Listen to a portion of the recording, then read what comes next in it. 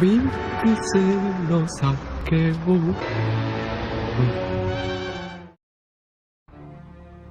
Persiapkan diri Anda untuk dive deep ke dalam dunia pikiran, unbox the secrets behind psychology, dapetin life hacks dari filosofi, dan get inspired dari kisah-kisah legendar.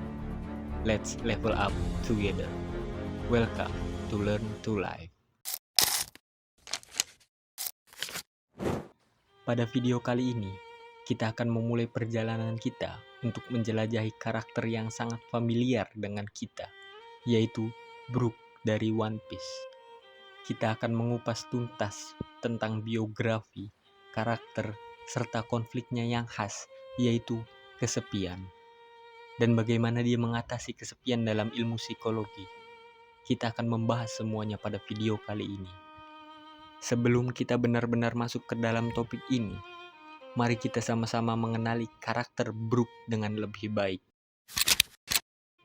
Apa yang kamu ketahui tentang Brook? Mari kita berhenti sejenak dan memikirkan karakter ini. Apa yang kamu ingat tentangnya? Bagaimana dia bergabung dengan kru topi jerami? Serta apa yang membuatnya begitu unik dalam cerita One Piece? Brook adalah seorang musisi dan sekaligus ahli pedang yang memiliki ciri fisik yang sangat unik. Dia adalah tengkorak hidup, yang artinya dia telah mengalami kematian dan kembali ke dunia orang hidup. Brook bergabung dengan kru topi jerami setelah pertemuannya dengan Luffy dan kru di Thriller Bark. Sebelum menjadi mayat hidup, Brook adalah anggota dari sebuah kelompok musik yang terkenal. Namun, setelah kematian tragisnya, dia hidup dalam kesepian yang mendalam selama bertahun-tahun. Dia melihat satu persatu tubuh teman-temannya yang perlahan menjadi tengkorak. Hingga dia bertemu dengan kru topi jerami dan memulai petualangan baru bersama mereka. Jadi, mari kita lanjutkan perjalanan ini dan lihat bagaimana karakter Brook ini mengatasi kesepian yang mendalam. Ingat, ini bukan hanya cerita biasa, tetapi juga dapat menginspirasi dan memberikan wawasan berharga tentang ilmu psikologi dan pelajaran hidup. Apa yang terlintas di benakmu ketika kamu mendengar kata kesepian? Mari kita berhenti sejenak dan merenungkan tentang konsep ini. Kesepian adalah perasaan mendalam yang bisa mempengaruhi kesejahteraan psikologis seseorang. Ini adalah perasaan yang seringkali sulit untuk diungkapkan dengan kata-kata, tetapi sangat kuat dalam mempengaruhi pikiran, emosi, dan tindakan seseorang. Kesepian bukan hanya tentang fisik yang terisolasi, tetapi juga tentang perasaan terputus atau tidak terhubung dengan orang lain. Dalam ilmu psikologi, kesepian adalah topik yang banyak diteliti karena dampak psikologisnya yang signifikan. Ini bisa memicu tingkat stres yang tinggi, perasaan cemas, bahkan depresi. Perasaan kesepian ini dapat membuat seseorang merasa tidak ada yang benar-benar memahami atau peduli padanya. Skenario terburuknya, bagaimana jika pelariannya adalah bunuh diri? Karena ia berpikir, untuk apa hidup tanpa ada orang yang peduli dengan hidupku? Sekarang, coba kamu pikirkan bagaimana kamu mendefinisikan kesepian. Apakah kamu pernah merasakannya? Atau apakah kamu mengenal seseorang yang mungkin telah mengalaminya? Dalam perjalanan kita melalui cerita Brook, kita akan mencoba memahami lebih dalam bagaimana kesepian ini dapat mempengaruhi seseorang dan bagaimana kita bisa mengatasi perasaan tersebut. Sebelum kita melangkah lebih jauh, mari kita renungkan tentang apa yang mungkin dirasakan oleh Brook setelah kematian. Bayangkan diri kamu sendiri berada dalam situasi seperti itu. Apa yang akan kamu lakukan ketika kamu sendirian dan tidak ada seorang pun yang menemani? Apa yang kamu rasakan ketika kamu sendirian dalam waktu yang sangat lama? Bukankah masa pandemi yang kita rasakan sudah sangat membosankan? Brook mengalami kematian dan kemudian kebangkitan sebagai mayat hidup yang disebabkan oleh buah iblis Yomi Yomi Nomi yang telah ia makan sebelumnya. Setelah kebangkitannya, Brook hidup dalam kesepian yang mendalam selama bertahun-tahun. tinggal di sebuah kapal hantu yang penuh dengan mayat dan tanpa teman hidup. Brooke menghadapi isolasi yang luar biasa. Bahkan, isolasi diri yang pernah kita rasakan pada saat masa pandemi tidak bisa disetarakan dengan yang Brooke rasakan. Perasaan kesepian dan kehilangan yang mendalam tentu saja akan sangat mempengaruhi kejiwaannya. Kemudian terlintas di pikiran kamu, apa yang Brooke rasakan dalam situasi seperti ini? Bagaimana jika kamu diberikan kehidupan setelah kematian, namun konsekuensinya adalah kesepian dan kesendirian yang harus dibayar? Selanjutnya, kita akan menjelajahi bagaimana Brooke mengatasi kesepian ini, dan bagaimana pengalamannya dapat memberikan wawasan tentang bagaimana seseorang bisa bangkit dari perasaan sepi dan terputus. Apa yang kamu pikirkan ketika mendengar kata dampak kesepian? Apakah kamu mungkin telah mengalami beberapa dari efek ini sendiri, atau mengenal seseorang yang telah mengalaminya? Coba kamu ingat-ingat kembali. Kesepian memiliki dampak yang signifikan terhadap kesejahteraan psikologis seseorang. Banyak penelitian telah menunjukkan bahwa perasaan kesepian dapat meningkatkan tingkat stres, kecemasan, dan bahkan menyebabkan depresi. Tingkat stres yang tinggi terkait dengan kesepian dapat mempengaruhi sistem kekebalan tubuh dan kesehatan fisik secara keseluruhan. Dalam jangka panjang, perasaan ini dapat merusak kualitas hidup seseorang. Apakah kamu berpikir bagaimana dampak kesepian dapat mempengaruhi kehidupan sehari-hari seseorang? Atau apakah kamu mungkin merasa lebih stres dan cemas saat mengalami kesepian? Sekarang, mari kita terus memahami bagaimana Brooke, dengan semua perjuangan dan kehidupan mayat hidupnya, mengalami dampak kesepian ini. Mari kita coba merenungkan tentang bagaimana kesejahteraan psikologisnya dipengaruhi oleh situasi yang dia alami. Sebelum kita melangkah lebih jauh, saya akan mengajak kamu untuk merenungkan sesuatu. Bagaimana kamu bisa mengatasi perasaan kesepian? Apakah kamu memiliki cara tertentu untuk menghadapinya? Atau kamu merasa selalu kalah dari kesepian hingga rasa kesedihan yang muncul? Brooke, sebagai mayat hidup yang hidup dalam isolasi selama bertahun-tahun, mengembangkan beberapa strategi coping yang sangat unik.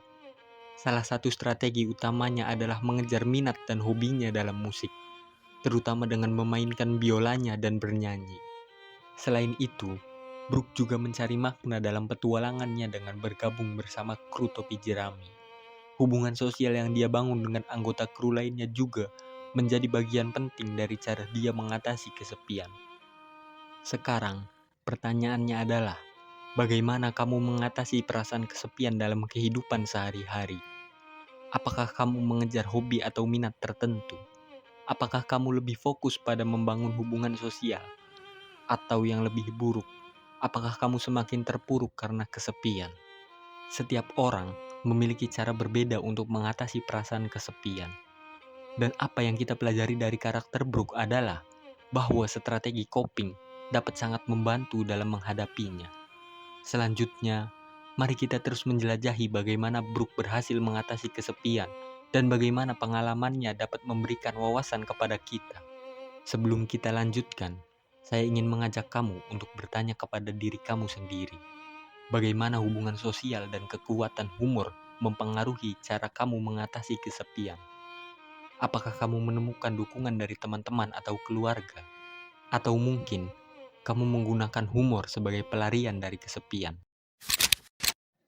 Brooke, setelah bergabung dengan kru topi jerami, mengembangkan hubungan sosial yang kuat dengan anggota kru lainnya. Teman-teman dan rekan petualangan ini ia jadikan sebagai keluarga, dan hubungan ini membantunya mengatasi kesepian yang pernah ia alami. Selain itu, Brooke dikenal dengan kekuatan humor dan tingkah laku komedinya. Humor adalah cara lain yang digunakan oleh Brooke untuk mengatasi kesepian dan menghibur dirinya sendiri dan anggota kru lainnya. Jadi, bagaimana menurut kamu? Apakah hubungan sosial dan kekuatan humor dapat membantu seseorang mengatasi perasaan kesepian? Apakah kamu pernah merasa bahwa memiliki seseorang yang mendukung atau memiliki kemampuan untuk tertawa pada diri sendiri membantu dalam situasi sulit? Atau pernahkah kamu merasa bahwa dengan tertawa, kamu sudah menghilangkan rasa kesepian itu? Penting untuk diingat bahwa setiap orang memiliki cara yang berbeda dalam mengatasi kesepian. Dan apa yang kita pelajari dari Brooke adalah bahwa hubungan sosial dan humor dapat menjadi alat yang kuat dalam menghadapi kesepian. Sejenak, silahkan kamu berpikir, bagaimana kamu menjaga keseimbangan emosimu ketika menghadapi kesepian? Apakah kamu mampu mengendalikan perasaanmu dan tetap positif? Atau bahkan sebaliknya, kamu merasa tidak bisa melakukan apapun ketika kesepian itu datang? Keseimbangan emosi adalah kemampuan untuk mengendalikan dan mengelola perasaan dengan sehat. Brooke, meskipun menghadapi kesepian yang mendalam, adalah contoh yang baik tentang bagaimana seseorang dapat menjaga keseimbangan emosional dalam situasi sulit. Meskipun Brooke mengakui perasaan kesepian yang ia rasakan, di sisi lain, dia juga mengembangkan kemampuan untuk tetap positif dan fokus pada tujuannya. Ini membantunya mengatasi perasaan kesepian dan menjaga semangatnya agar tetap tinggi. Ada beberapa hal yang harus kamu renungkan terlebih dahulu. Apakah perjuangan Brooke dalam menghadapi kesepian dapat mempengaruhi pandangan kamu tentang cara mengatasi kesulitan dalam kehidupan?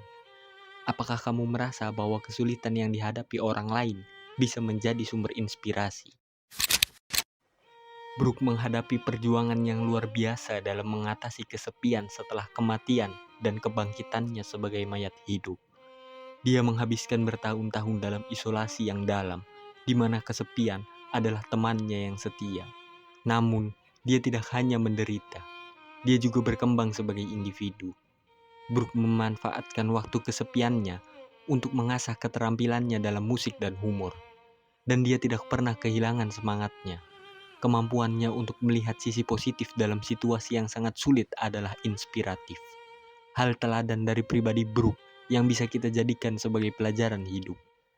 Apakah kamu merasa perjuangan Brooke dalam menghadapi kesepian ini dapat menginspirasi kamu dalam kehidupan sehari-hari? Apakah kamu melihatnya sebagai contoh bagaimana seseorang dapat tumbuh dan berkembang, bahkan dalam situasi yang penuh tantangan? Pesan yang bisa kita ambil dari perjalanan Brooke adalah, bahkan dalam kesulitan terbesar, kita memiliki kemampuan untuk tumbuh dan mengatasi perasaan kesepian. Bagaimana kita melihat dan menghadapi kesulitan adalah kunci yang akan menentukan kehidupan kita ke depannya. Pada segmen kali ini, saya akan mengajak kamu untuk merenungkan sesuatu dan membuat kamu bertanya kepada diri kamu sendiri. Bagaimana kamu melihat kesepian dalam hidup yang kamu jalani sekarang? Apakah kamu pernah mencoba mencari makna dalam momen-momen kesepian yang kamu rasakan? Kisah Brooke adalah kisah tentang ketahanan, perjuangan, dan bagaimana kita bisa menemukan makna dalam kesepian. Meskipun menghadapi tahun-tahun kesepian yang mendalam sebagai mayat hidup, Brooke tetap menjaga semangatnya dan memutuskan untuk mencari kru topi jerami. Dalam pencariannya, dia menemukan keluarga yang baru, teman-teman yang mendukungnya, dan tujuan hidup yang lebih besar. Dia menjadikan kesepian sebagai pelajaran dan peluang untuk tumbuh sebagai individu. Lantas, bagaimana pesan ini dapat diaplikasikan dalam kehidupan sehari-hari? Bagaimana kamu bisa mencari makna dalam momen-momen kesepian atau tantangan yang mungkin kamu hadapi? Pesan terakhir dari karakter Brooke adalah bahwa dalam situasi paling sulit sekalipun, kita memiliki potensi untuk menemukan makna dan pertumbuhan. Saat kita menghadapi kesepian, kita bisa mencari pelajaran dan peluang untuk terus berkembang sebagai individu.